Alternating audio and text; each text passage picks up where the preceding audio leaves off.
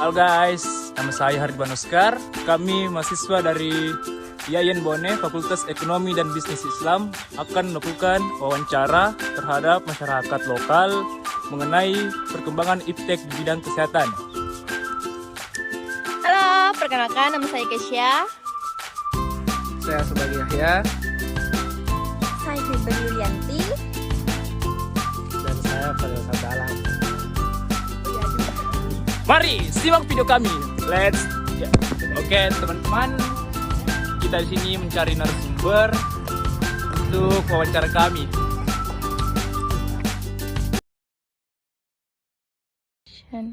Assalamualaikum warahmatullahi wabarakatuh. Waalaikumsalam warahmatullahi wabarakatuh. Mohon maaf mengganggu waktunya Kak.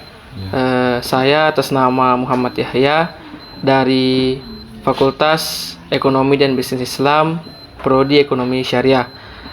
Kami di sini ingin meminta Kakak sebagai narasumber kami terkait tentang perkembangan iptek di bidang informasi dan komunikasi. Karena banyaknya masalah yang ditimbulkan dari perkembangan iptek itu sendiri, kami ingin meminta pendapat Kakak terkait apa saja dampak positif dan negatif dari perkembangan iptek itu sendiri di bidang informasi dan komunikasi. Baik, terkait teknologi yang digunakan dalam bidang informasi dan komunikasi itu, kita ambil salah satu contoh saja, misalnya gadget. Dampak positif atau dampak baik yang dihasilkan oleh teknologi itu, misalnya gadget kan menciptakan alat untuk berkomunikasi antar negara. Yang pertama itu. Yang kedua, alat ini semakin canggih untuk mengakses informasi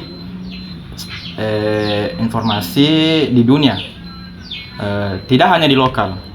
Terus di dalam smartphone tersebut banyak aplikasi yang berkembang di dalam untuk menggunakan komunikasi, semisal WhatsApp, terus Telegram, dan juga untuk mengupload kegiatan di dunia atau memperoleh informasi, kita dapat memperoleh melalui media sosial dan juga internet.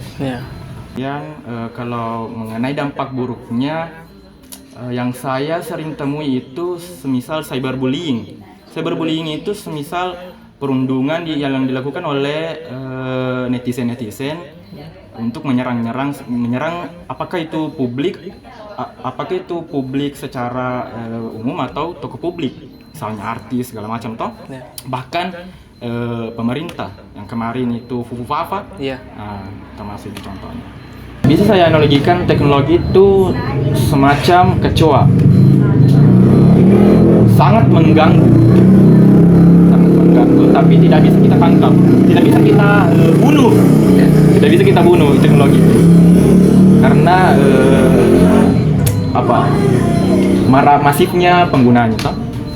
Dan selain dampak buruknya kan masih ada sisi positifnya yang kita pertimbangkan. Jadi teknologi itu hanya alat, hanya peralatan, hanya media, hanya perantara. Jadi yang mesti kita kritisi atau yang yang menjadi yang menjadi dampak yang diterima oleh adalah penggunanya yaitu masyarakat, bahkan pemerintah gitu. Dan juga teknologi ini pisau bermata dua, bisa kita gunakan untuk kebaikan dan bisa kita gunakan sebagai kejahatan. Ya, itu saja. Terima kasih. Baik, terima kasih atas pandangan narasumber atau terkait tentang perkembangan iptek di bidang informasi dan komunikasi. Semoga pandangan pemateri atau narasumber terkait perkembangan iptek ini dapat kita evaluasi sama-sama agar dapat kita temukan atau dapat kita antisipasi dampak-dampak negatif dari perkembangan iptek tersebut. Saya ucapkan terima kasih.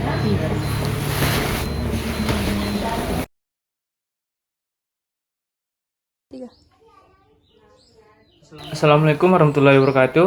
Waalaikumsalam warahmatullahi wabarakatuh.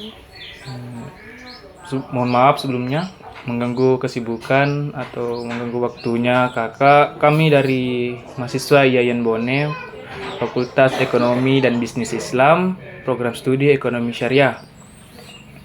Sebelumnya saya perkenalkan diri dulu. Saya atas nama Hardiman Oscar dan rekan saya atas nama Fibri Yulianti. Maksud kedatangan kami di sini untuk meminta kakak menjadi sebagai narasumber terkait tentang perkembangan iptek di bidang kesehatan. Untuk itu, baik pertanyaan saya, menurut kakak apa dampak positif dari perkembangan iptek di bidang kesehatan ini? Perkembangan iptek di bidang kesehatan, ya, misalnya yang pertama kayak mempermudah kita untuk semacam atau kayak aplikasi, Ya. Contohnya kayak aplikasi untuk ibu hamil, mempermudah kita untuk memasukkan data-data pasien begitu, pasien kayak ibu hamil kan di situ toh mempermudah untuk mengetahui bagaimana status gizinya, bagaimana kayak diagnosanya ibu hamil di situ toh begitu. Selain dampak positif, tentunya perkembangan iptek juga dalam bidang kesehatan memiliki dampak negatif, Kak. Nah, pertanyaan saya, apa dampak negatif dalam iptek dalam bidang kesehatan? Ini kalau dampak negatifnya begini, kalau misalkan menurut umur biasa saja yang di bawah umur itu sudah mengetahui apa yang sebelumnya belum bisa diketahui, semacam kayak obat abortus lah, apalah untuk menunda kehamilan, toh itu yang biasa saja disalahgunakan untuk anak remaja begitu, untuk merusak masa depannya toh begitu. Artinya di dalam penggunaan teknologi ini